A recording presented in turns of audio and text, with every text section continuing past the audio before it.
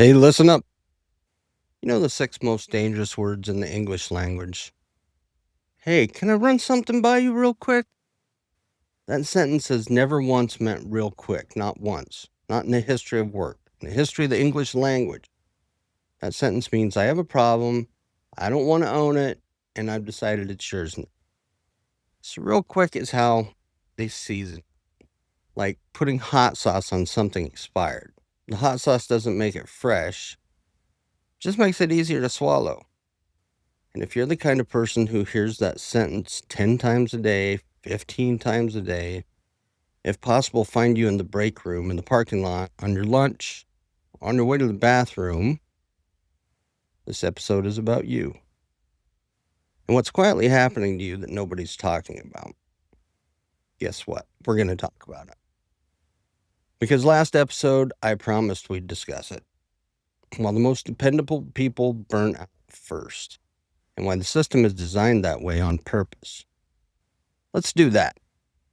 A shock absorber does one job. It takes impact so the rest of the vehicle doesn't have to. Every bump, every pothole, every expansion joint on every highway. The shock absorber eats it. That's the whole point. The ride stays smooth because one component is taking all the hit. Now, what they don't teach you in any leadership class anywhere, in every crew, every shift, every department, there's a human shock absorber. Somebody who absorbs the impact so the rest of the operation doesn't shake apart. Budget gets cut, they figure it out. Somebody quits without notice, they cover it. Morale craters, they hold the room together with duct tape and eye contact. New policy drops from corporate that makes no sense, they translate it into something the crew can actually live with. And here's the thing about shock absorbers, real ones, the mechanical kind, nobody checks on them. Nobody asks the shock absorber how it's doing. Nobody rotates the shock absorber. You don't maintain a shock absorber. You use it until it fails. I think you see where I'm headed with this. And then you replace it and say, wow, I can't believe that thing wore out so fast. It actually lasts quite a while, but you beat them up, just like anything, they fail. That's what happens to dependable people. Not always, but often enough that it's a pattern and not a coincidence. The system finds its shock absorbers and then optimizes around them, not to help them, to use them. Here's how it happens, and it's not malicious. That's the part that'll mess with your head. Nobody sat in a conference room and said, let's burn Randy out. Nobody planned it. It's not a conspiracy. It's a system, and systems don't need intent. They just need patterns. So here's the pattern. Step 1. You solve a problem nobody asked you to solve. Maybe you notice something's broken, and instead of writing it up and waiting 3 weeks for somebody to form a committee about it, you just fix it because you're there and it needs fixing. And you know how. Step 2, someone notices. Not publicly, not with a plaque. They notice the way a GPS notices a shortcut. They just start routing through you. Step 3, it becomes an assumption. Randy will handle it. Not a question. Not a request. An assumption. It's attached to your name. It's not what you do, it's who you are. And everybody just starts routing everything through you. Step 4, the assumption becomes invisible. Nobody's even aware they're doing it anymore. It's not on a whiteboard somewhere. There's no org chart that says Randy, all problems. It's just understood. Kind of the way a junk drawer is understood. Just throw all your crap in there, right? That's kind of the way gravity is understood. Nobody talks about gravity. You just know which way things fall. And step 5, when you finally can't absorb anymore, when you're tapped out, maxed, running on fumes, the system doesn't ask what happened. It asks why you stopped performing. The system didn't notice when you carried 150%, but it noticed immediately when you dropped to 100. And 100% from you now looks like a problem. Think about that for a minute. You're giving everything the job description asks for, and they're concerned because you trained them to expect more from you. And they didn't even know that they were being trained. And by the way, the language they use for this is beautiful, just gorgeous. Corporate America has a whole vocabulary for exploiting dependable people, and every word sounds like a compliment. So you're our go-to guy. Translation, we've identified you as the one who won't say no. We're giving you this because we trust you. Translation, we're giving you this because we know you'll eat it without doing any complaining. Let's see, what else? Oh, you're a natural leader. Translation, you're doing management work at a non-management pay grade, and we'd like that to continue. My personal favorite, you don't need supervision. You know what that actually means? It means we stop checking on you because you never break down, and we'd like to keep not checking on you. It's very convenient for us. Oh, it doesn't need supervision. Brother, everybody needs somebody to check on. Everybody needs someone to ask, hey, are you good? Do you have what you need? Is this sustainable? The fact that I don't need you to tell me what to do doesn't mean I don't need you to ask how I'm doing. But those are two different skills. Directing and caring, most managers only have one of the two. The good ones have both. The great ones ask before you have to signal. And here's the funniest part. When dependable people finally do say something, when they finally raise their hand and say, hey, I'm running out of runway here, you know what they get? Oh, yeah, a pizza party. Because that solves everything. A pizza party, and we appreciate you, which, if you're keeping score, is the workplace equivalent of thoughts and prayers. So here's what nobody talks about. What happens after the breaking point that doesn't break? Because most dependable people don't blow up. They don't quit. They don't throw a chair through a window and drive off into the sunset. That's the movie version. The real version's quieter and worse.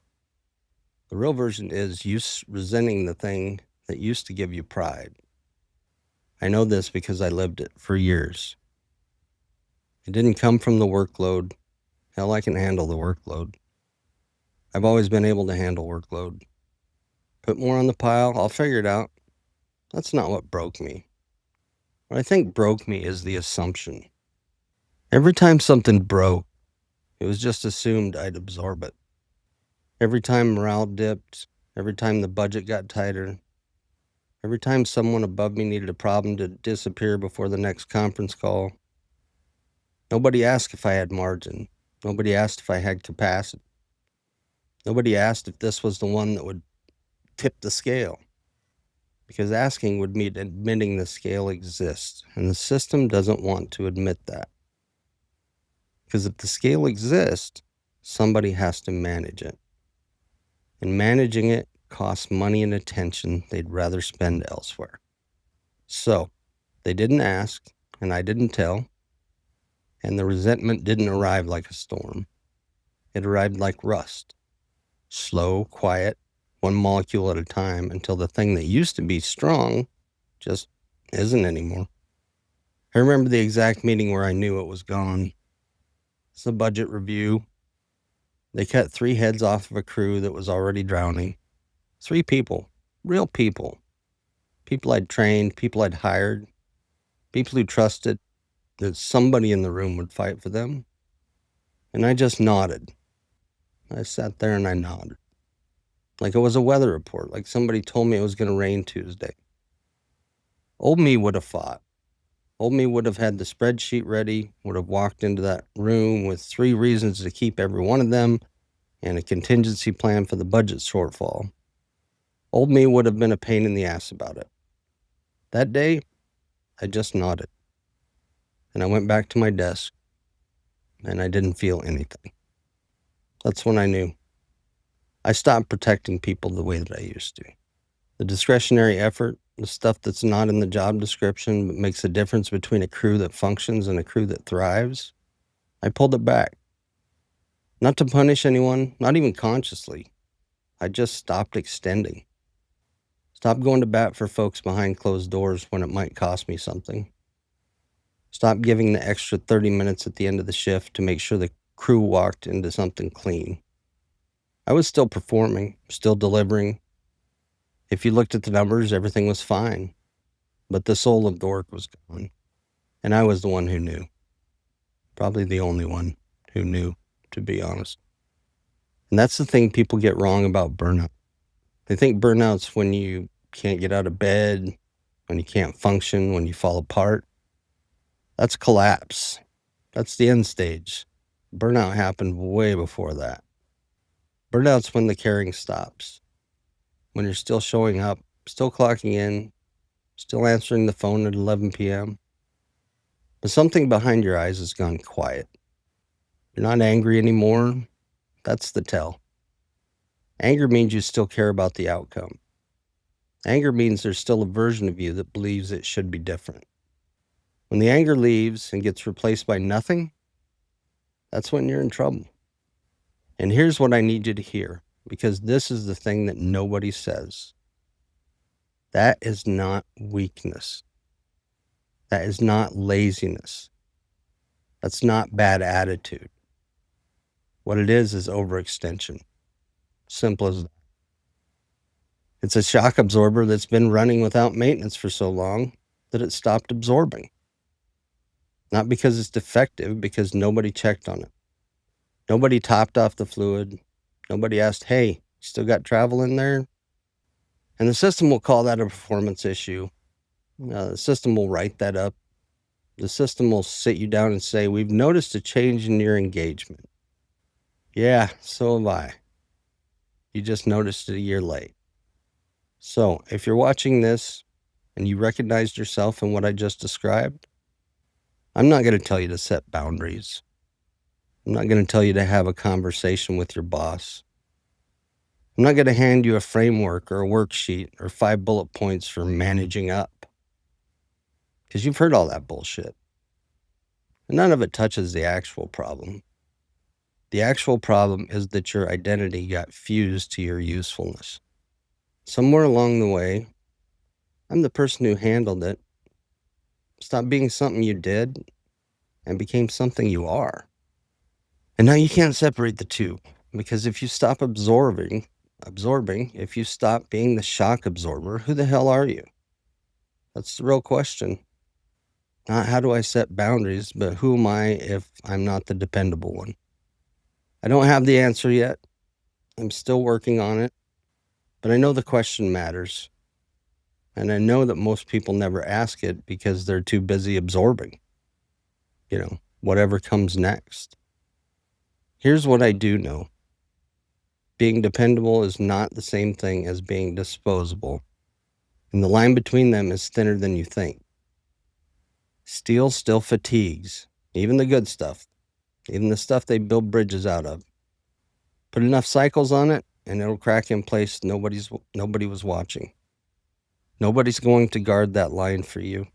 Next episode, we're going to talk about how to stay dependable without becoming disposable. How to be the person who cares without being the person who gets consumed. Because there is a way. It's just not the one they teach you in the seminars.